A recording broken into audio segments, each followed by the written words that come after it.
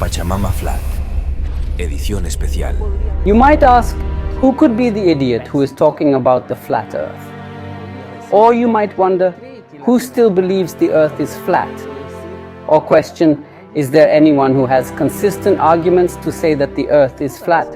All these three perspectives are different ways you are approaching a topic. Honestly, my thought was a bit ironic. Admittedly, I said, let's listen to those who can say that the earth is flat today and why they say it.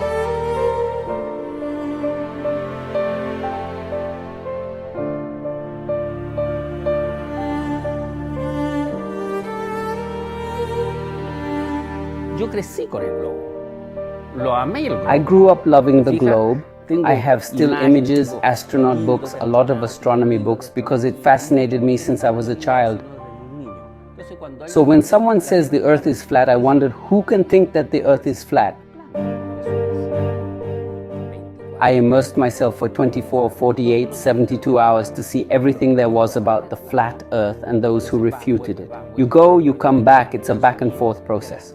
In my case, after 72 hours, you say it's flat, but refuse to accept it. Then you go back and forth again. You watch the videos of those who refute the flat earth again, and you say, no, it must be spherical. But then you question, how do you undermine this argument? So there are several things that become interesting. Firstly, the legitimate right to doubt. Can someone challenge that we don't have the right to question if the science is sacrosanct or the debate is settled and there's nothing to discuss? I think not. It is legitimate to analyze. You can't start by saying this is impossible because you have entrenched yourself and made an intellectual decision stating there is no option.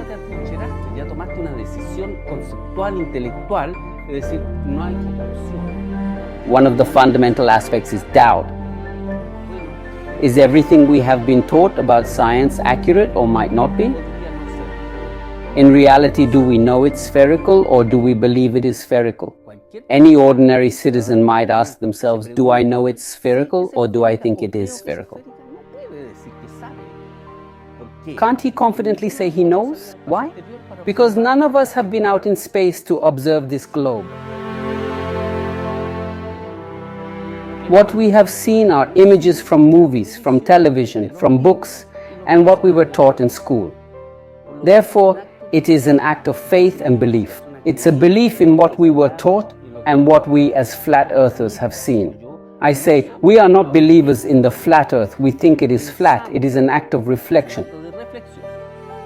If we consider that our world is a sphere and it has a curvature, that curvature suggests that objects should be hidden as they move away in a relationship that is calculated.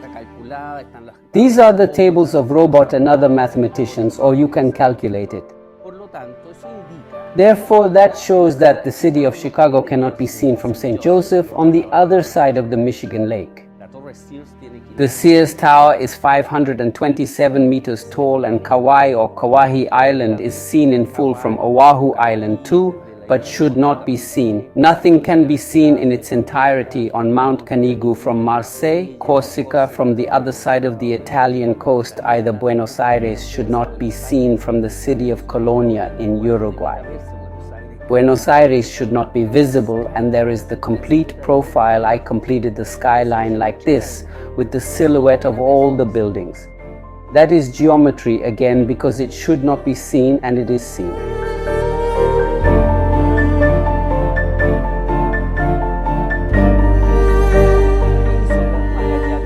What Magellan did this. It is called circumnavigating, and that is what airplanes do.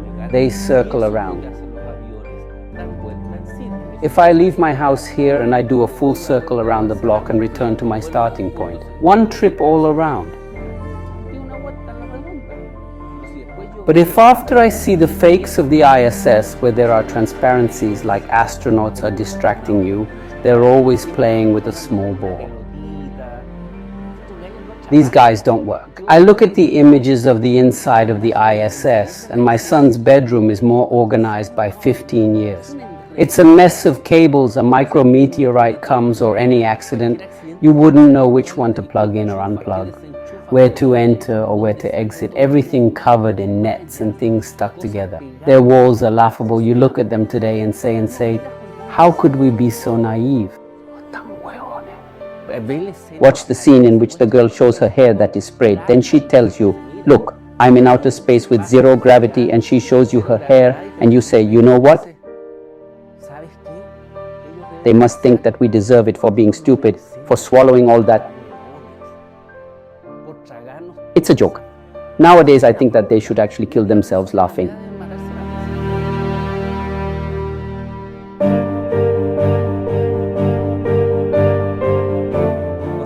Please see the official photos, the so-called blue marble from the year 2002, 2007, 2012. The American continent has absolutely different proportions. And we never saw that because we are naive and candid. I mean, if your teacher told you, did you doubt it? If your grandfather told you and showed you this balloon and said, you live here and you were 5 or 6 years old, were you going to say, today, grandfather, are you lying to me? Is the world flat? Well, that's the part that makes you a little sad, because the flat earth journey is hard. And above all, one that is simply trying to question, to analyze, to rethink. You are reviled, blasphemed. There are people who have insulted me, and I have told them, let's have a coffee and talk about it. If here you believe that we are in opposite trenches, I say, are you a seeker of truth? Me too. Right? Flat earthers, in fact, have always said, we do not own the truth, we are questioning the model. And we don't have to convince anyone. It is a decision and a personal journey. I have my opinion, and you have the legitimate right to have yours.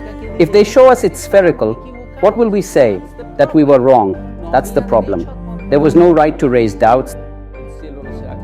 The sky hasn't fallen, the stars haven't collapsed, there hasn't been a black hole, nor the bank, right? It went to waste, and we are now in economic ruin because we flat earthers thought at some point that the earth was flat. Here we beat things properly.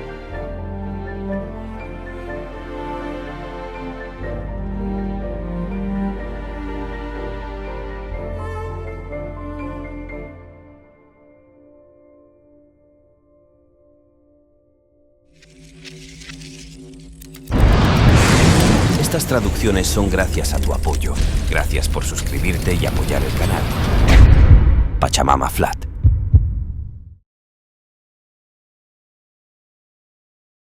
Visita pachamamaflat.tv.